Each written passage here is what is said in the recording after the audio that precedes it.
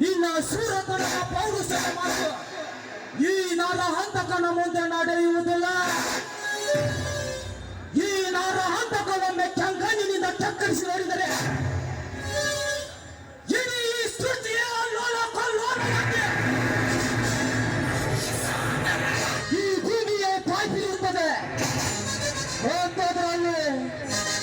ಈ ಯಾವ ಗಿಡದ ತಪ್ಪಲ್ಲ ಈ ನರಹಂತಕನಿಗೆ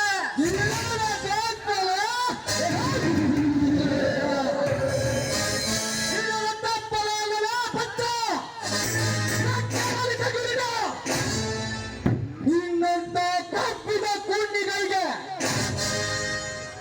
ಉರಿ ಕೇಳಿ ಮಸಾಲೆ ಎರಿಯುವ ಶಂಡನಲ್ಲ ಈ ಕಾರ್ತಿಕ. ಈ ಕಾರ್ತಿಕ ಶಿವ ಎಂದರೆ ಶಾಂತಿ, ಎಂದರೆ ಹರಿಶ್ಚಂದ್ರನ ಘಾಟಿಗೆ ನಿನ್ನ ಹೆಣ.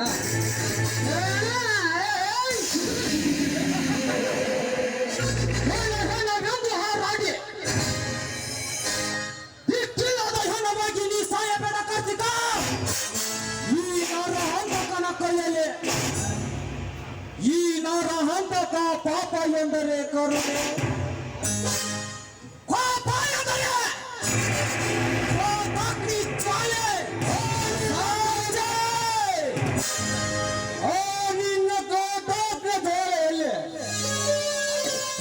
ನಿಲ್ಲಾಗ್ನಿ ಜ್ವಾಲೆ ಹೇಗೆ ನಿನ್ನ ಕೋಪಾಗ್ನ ಜ್ವಾಲೆಯನ್ನು ಬಾಧಿ ಮಾಡಿ ಯುವತಿಯಂತೆ ಧರಿಸಿಕೊಳ್ಳುವ ಚೂಡ ಈ ಕಾರ್ತಿಕನೇ ಎನ್ನುವುದು ನಿನ್ನ ಹಣೆಯಲ್ಲಿ ಬರ್ತಿಟ್ಕೋ.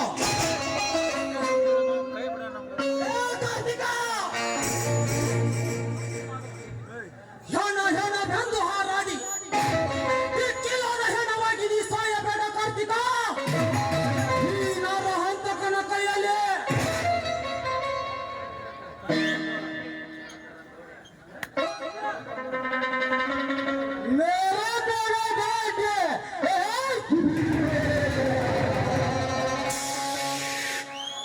ಎಲ್ಲರಿವರನ್ನು ಕೊಂದು ನಿನ್ನ ನರಕದ ಬಾಟಿಗೆ ನೀ ನಾಯಕನಾಗಿದ್ದರೆ ನಿನ್ನಂತ ಎಷ್ಟೋ ನರಹಂತಕರಿಗೆ ನಾಂದಿ ಹಾಗೆ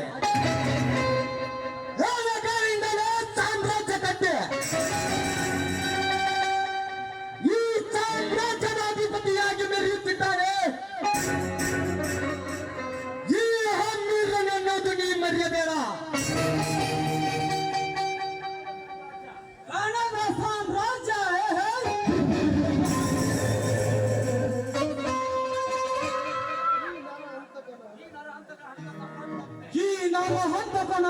ಸಾಮ್ರಾಜ್ಯದ ಮುಂದೆ ನಿನ್ನ ಹೆಣದ ಸಾಮ್ರಾಜ್ಯ ಯಾವ ಲೆಕ್ಕಲೇ ಮಲ್ಲಕುತ್ತೆ? ಸುಮ್ಮನೆ ನರಹಂತಕನಿಂದ ಪ್ರಾಣ ಭಿಕ್ಷೆ ಬೇಡಿಕೊಂಡು ಇಲ್ಲಿಂದ ಹೊರಟು ಹೋಗು. ಏ ನರಹಂತಕ! ನನಗೆ ಪ್ರಾಣ ಬಿಚ್ಚು ಕೊಡಲು ನೀನೇನು ಬ್ರಾಹ್ಮಣ? ಇಲ್ಲ ಯಮನ! ನೀನಾವ ಚೂರ ಗಂಡಸಿಗೆ ನನಗೆ ಪ್ರಾಣ ಬಿಚ್ಚು ಕೊಡಲು. ನನಗೆ ಪ್ರಾಣ ಬಿಚ್ಚು ಕೊಡಲು ನಿನ್ನಂತ ಎಷ್ಟೋ ಪುಣ್ಯ ಪುರುಷರಿಗೆ ಪ್ರಾಣದ ಬಿಚ್ಚ ಕೊಟ್ಟು ಬದುಕಲು ಬಿಟ್ಟಿದ್ದಾನೆ